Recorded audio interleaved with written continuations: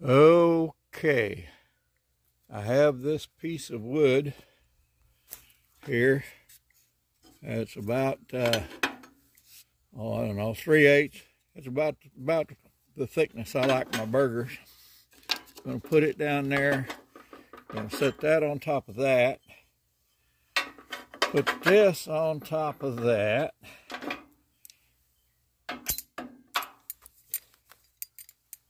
Push down pretty hard.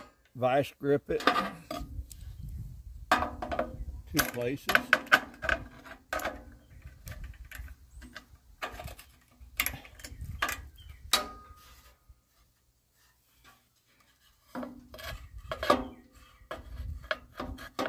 Slides in there a little too easy. I need to push it down a little harder.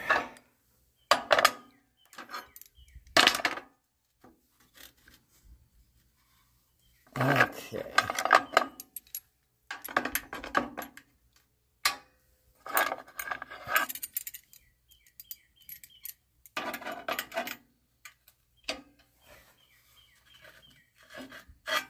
Now, I ain't saying for 100% sure that those are a vice grip brand, but anyway, any clamping wrench like that is a vice grip to me.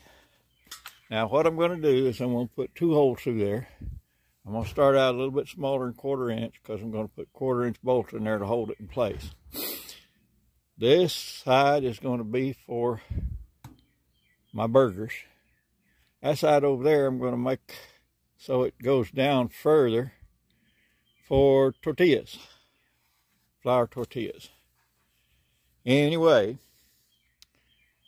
I'm not going to try to put the holes in any particular spot. I'm just going to give them a guessing by golly as to how far down would be near the center of this. It looks like about 1 inch down on the back side would work. So that's what we're going to aim for. And we'll start out with this little drill here and see what happens. Okay. And about there. And about there. I don't know how hard this Blackstone griddle material is.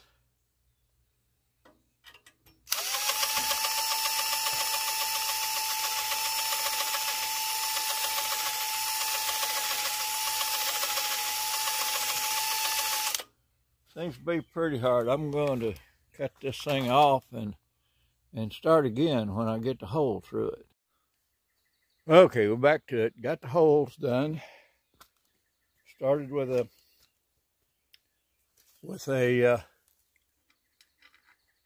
8-inch bit, and then stepped up to a oh shoot, I don't remember what the intermediate one was, and then finished off with the 1/4. But always slow speed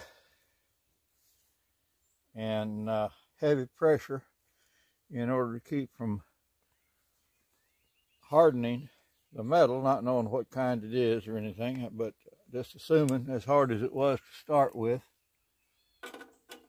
Oh, I started it with a center drill, little bitty center drill.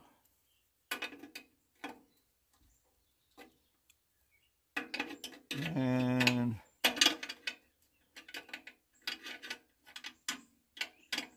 should have got a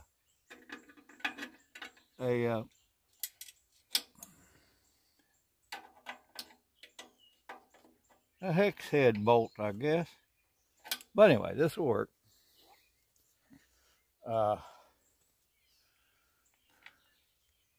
1/4 I would have rather have had one that had a 1/4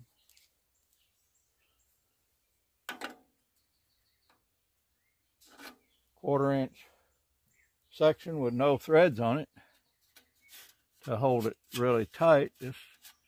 But I'm sure this will work.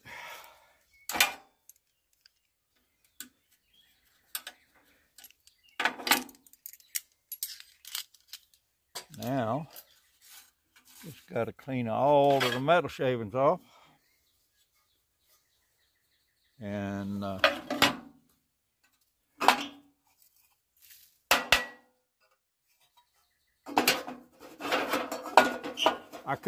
should have used a corded drill. It's not like we don't have electricity here at the camp, but anyway.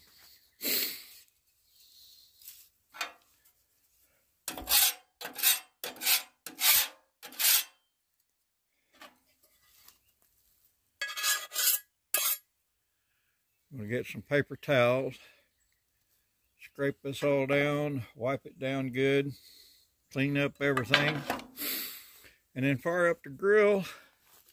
I don't know why I keep calling it a grill. Fire up the griddle and make some burgers. Okay, we're about 420 on the griddle here. I'm going to get about 6 of these out of a pound of 80/20 chuck.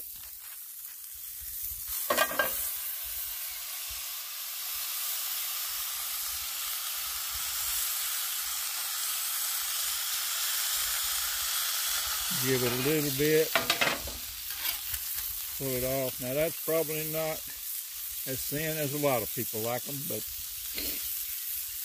that's the way I like them. And I'm not going to try to go for a real heavy crust on it, because that's also not something that I particularly care for.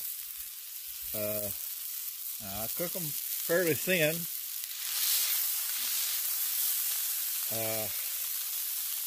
But I never eat just one patty on a sandwich. It's always paired up.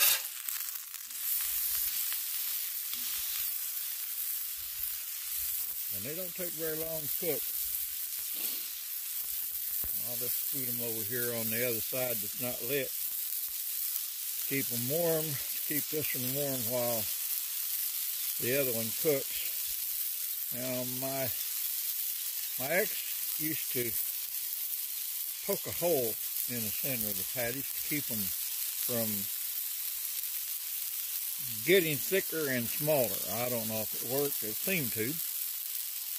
But I do it sometimes, but I'm not doing it with this. And those people that say pushing down on them is a bad thing, I don't know what you're talking about. Now, as far as seasoning goes, I don't put anything on the meat itself. There'll be some salsa on it when I eat it, but I like to taste the beef. And nearly everybody cooks things way too salty for me. Now, pork, chicken, they need some salt. But ground beef, I don't think it needs any at all. Now, I'll flip it a couple of times. Now, if this was meat that I ground myself rather than buy it from the grocery store,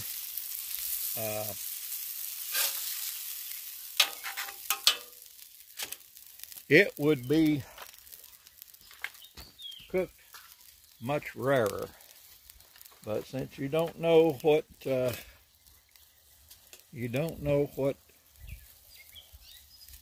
was involved in the production of the grinding of the beef,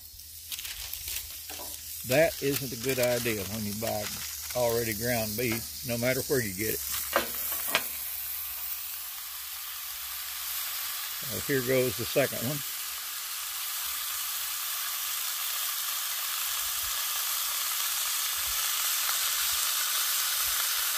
And I grill my onions separate now. The storm clouds are moving in, so we're not going to be doing that today. Right now, we may be grilling onions inside, but I guess I could poke a finger in there and make a hole in that and see how it works. Maybe I will try that one of these days. The best hamburger patties I remember ever eating were made at Bowling Alley in Bentonville. My good buddy was working there, running the bowling alley essentially, and we would be cleaning up after everything shut down and just fiddling around and having a little bowling party afterwards. And he would pull frozen patties, real thin frozen patties, out of the freezer, throw them on the griddle, and cook up a triple-decker cheeseburger that was just out of this world. I'll tell you, of course, maybe appetite, hunger had a little bit to do with how much we liked them, but I can never seem to get ground beef ahead, and so I can make up some already frozen patties, and I'm not going to pay that extra for somebody to make them into patties for me. But one of these days I'm going to try to replicate, now that I got the griddle, I'm going to try to replicate that triple-decker cheeseburger. But right now, 2 patties are going to do me for tonight. I hope that we've got enough light for this to show through, but if we don't, we'll just have to do it another time. And the onions would grill real good on that. But now, I don't like burned onions at all. If there's any burned on it, I ain't eating it. So, the way most people make onion burgers are just not for me. I'll chop up onions fairly fine, run them through a frying. I'll fry them up, get them about 3/4 done, and mix them in with beef patties,